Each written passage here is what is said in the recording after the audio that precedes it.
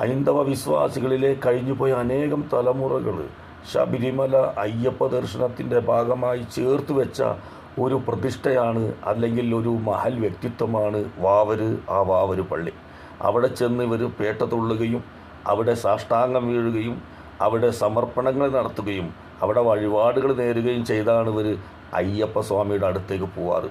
ഇത് മുസ്ലിങ്ങൾ കാണിച്ചു കൊടുത്ത പാതയാണോ? ഇതിൽ മുസ്ലിങ്ങൾക്ക് ഏതെങ്കിലും തരത്തിലുള്ള ബന്ധമുണ്ടോ? സത്യം പറഞ്ഞാൽ ഇന്നീ കേൾക്കുന്ന കോലാഹലങ്ങളിലൂടെ ആയിരിക്കണം ഒരു പറ്റം മുസ്ലിങ്ങൾ വാവര് മുസ്ലിമാണെന്ന് തന്നെ മനസ്സിലാക്കുന്നത്.